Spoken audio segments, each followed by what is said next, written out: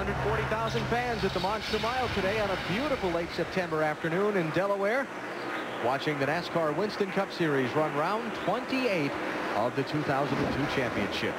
Jimmie Johnson is the leader. Sort of asserted himself as the dominant driver in this middle stage of the race after Dale Earnhardt Jr. dominated early. Here's somebody with some problems right now. And he's got something leaking out the back.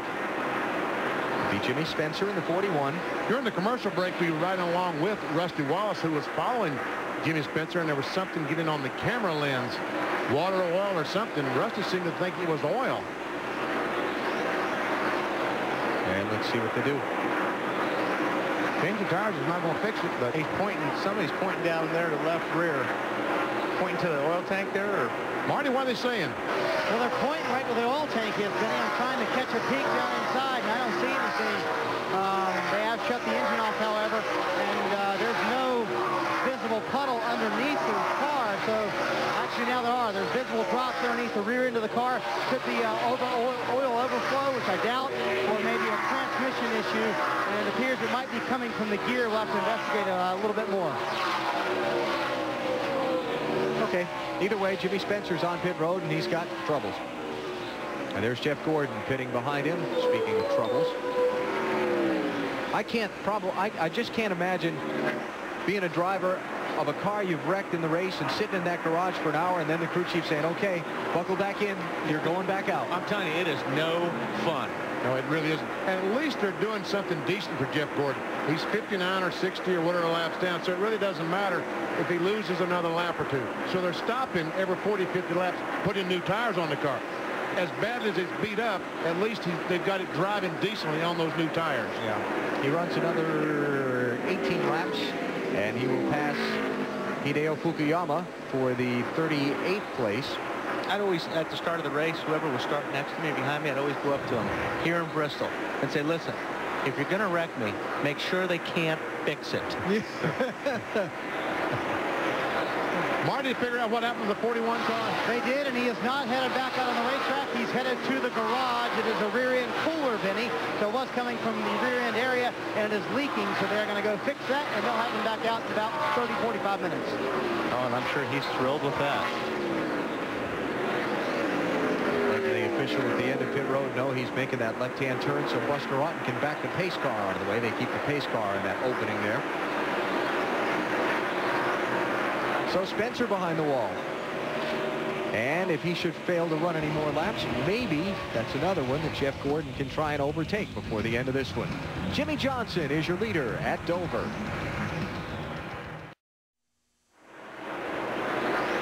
Dover, Delaware, and the Monster Mile where Jimmie Johnson leads today's NASCAR Winston Cup Series race, coming up on the three-quarter mark of the event. Got 106 of the 400 laps still to go. Jimmie Johnson looking for his third win of the season so far. The Rapid rookie picked up win number 1 out in Fontana, California back at the end of April. And if that wasn't enough, he got here to the Monster Mile in June at Dover. He and his team co-owner Jeff Gordon got to celebrate again as Johnson outdistanced the field here at the Monster Mile, including Bill Elliott, who chased him to the checkered flag. And both those victors seemed to be a little bit of a pit strategy involved in it. Today, there hasn't been any pit strategy. He just simply outrun them. Can you believe he just put Dale Earnhardt Jr. a second lap down? Wow, Junior must be really struggling. Storylines we've been following throughout the day for you here at Dover. The championship contenders starting in the back. Well, one guy that it did bite was Jeff Gordon. Yep. Starting in the back, was involved in the crash. Tires have not been a story. They have been pretty doggone good. They've stayed pretty consistent. And the groove, we've seen the cars be able to go high, but the fellows that seem to be leading are always around the bottom of the racetrack. You know, back to that championship story, the one guy who started farthest back, who it hasn't affected, is Mark Martin. He's up to 4th place. So he got through it all, and Mark trying to solidify or pad his advantage on the championship standings as they run right now. Well, I guess Junior finally decided he'd had enough, huh, Bill? Yeah, that's pretty much how it worked there. The car was just so loose with a second lap down, had to come in and get tires. Speculation, he might have had a tire going down, but he's got 4 tires and fuel, and he's on his way. Not the day they thought they were going to have. Outstanding run early, but that the 8 car has faded. And Bill, the problem with this, it's lap 300. He's going to have to stop again. Just couldn't stay out there any longer, and if you were listening to the radio like I was listening, you'd understand that too. Okay, I got you. So we understand why we haven't had any of Junior's radio on the air in a little while. I think that's where we're going with that. Yeah, that's pretty much it. Okay. Tough day for the Budman. And he is now 4 laps down in 32nd place. Just to give him a lot of credit, though, even when the handle goes away like that, he has been pretty calm most of the time. And just every now and then, Wally, as you know, when a driver loses the handle and you want your car to go better, sometimes if you yell at it, it helps. Yeah, sometimes you have to use adjectives for anything. Anything with 4 letters in it usually works. Jimmy Johnson having no trouble so far today here at Dover. He's got 98 laps to go in search of the 3rd victory of his rookie season on the Winston Cup Tour. Temperature in the mid-80s, sun shining at Dover International Speedway in Delaware, 28th race of the Winston Cup season. Let's take you through the cars on the lead lap, beginning with the guy that won here 1 year ago, Marty. Matt, what race ago, Matt? Sorry about that. I set you up wrong twice. Well, Bill, rookie Jimmy Johnson out front, pacing the field. The car was neutral, but he says it's a little bit tight and gets tighter in traffic. Bill. Dale Jarrett on this set of tires is just a little tight. They really didn't make much of an adjustment last time, so it's just the tires. Goes around the 25 car, but he's obviously having a great run, currently in 2nd place. Right behind him, Rusty Wallace made a track bar adjustment. This is the best his car's been all day. What Rusty Wallace needs next time is a real good pit stop. Marty? Bill, there's a lot of good news for Mark Martin. He's got the fastest car on the track. He's finally got the balance the way he wants it. Now, the bad news, he's 8 seconds behind the leader, Jimmy Johnson. He needs a caution to gain some track position. They'll stop between 3:30 and 3:40 for the last stop of the day. Matt? Tony Stewart, remember what Mark Martin told him back in 1997. Do what you can, but don't over-abuse the tires, especially here at Dover. The car starts off a little tight in the center, but it does get better. He says the car is decent. Also, Jeff Burton, 3rd here back in June, hoping for another top 5 finish. The air pressure adjustment they took out on the left side tires has helped, but the car is still a little tight. Bill. Kurt Busch has been running tight. Last time they made an air pressure adjustment, that's really helped the car. Chassis adjustment coming up this time. Dave? Matt Kenseth is a car on the move. He restarted after cycling through pit stops 10th. He has now moved up to 8th. The car still just a little bit tight. Ricky Craven is tight off, so they made an air pressure adjustment. Now he reports he's losing the nose on exit, and it won't stick to the bottom if he tries to run there. Ryan Newman, his damaged race car, is still a little better, a tick loose, but a little better and a great run considering the trouble he got into earlier. Ricky Rudd, who might have won this last 2 races here, if not for trouble, is in trouble again. He radioed in. The tires are not the same as they were earlier. They have trouble now with the feel of the race car. Ricky believes it's this set of tires. Alan? And Ricky's troubles magnified here as Jimmy Johnson puts yet another person a lap down. And the problem with this is, folks, is if right now the caution flag should come out and the leader, the pace car, picks up Jimmy Johnson, Rudd is captured 1 lap down. As soon as he's in front of if he can get in front of the 48, then he makes up 1 lap on the caution flag. Is something wrong with a 20, man? Benny, Tony Stewart just came on the radio and said, I think I have a miss in the motor. They have told him to switch to the backup box. Chris Woodward is listening intently to see if that has fixed the problem. Tony is now reported back. He was poised to make a big gain in the points. They're hoping that switching to the other box will help fix the problem. And Matt talking about the ignition box. And remember, Tony's teammate Bobby Labonte went out of the race with engine failure earlier at lap 200. Check that at lap 115.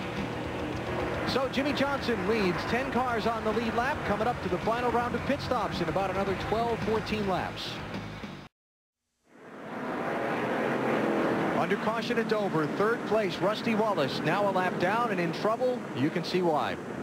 Right front tire's gone flat on the Miller Lite car, and he's made some contact with the wall. All the cars are in the pits, Marty. Mark Martin is in. He said the car is very good. He said it's up to you whether you want to make an adjustment. Ben Leslie, his crew chief, said, I vote to leave it alone. 4 tires, no changes for the points leader. Matt? Marty, a track bar adjustment for Jimmy Johnson and 4 tires. he came a little tight, Bill. Jarrett was tight on this set of tires. A chassis adjustment with wedge to try and loosen him up. The 88 and the 20, or 48 rather, drag race down pit road. Dave. Matt Kence's car was still tight. They talked for a full minute on the radio about what they want to do. They settled on a wedge adjustment in the left rear, and he's out. Down to just 10 on the lead lap. It was close between Jarrett and Johnson. Oh, it was very, very close. There comes Jimmy Johnson, and there's Jarrett, just one fender behind. So Jimmy Johnson's team holds serve on the set of pit stops, and we'll check out how Rusty Wallace brought out the caution flag. Turn 1. Watch that right front fender there.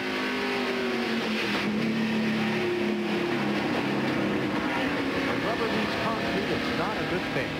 Yellow's out here in Dover. The Dover International Speedway, full of 140,000 NASCAR fans on a gorgeous afternoon, watching the MBNA All-American Heroes 400 that's under caution for the 6th time. Marty? Alan, here in June, rookie Jimmy Johnson won at Dover, and last week at New Hampshire, rookie Ryan Newman won. Today, rookie Jimmy Johnson leads again. So with all this talk about young guns, people would think that rookie success in the Winston Cup Series is a newfound phenomenon. But you know, in 1987, there was a pretty good rookie by the name of Davey Allison.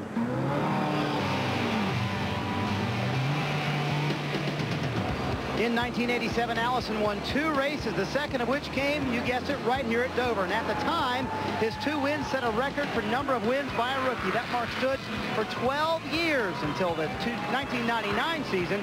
Tony Stewart won 3 races in his freshman campaign. Ford has not won at Dover since September of 1999, and they're trying to do it again today. Dale Jarrett is in second, and points leader Mark Martin's also been running in the top 5. Alan? Benny? Okay, Marty, we're going inside our Roush Racing Team Caliper 360 car. Right front tires, we're always talking about the right front tire on these cars at Dover.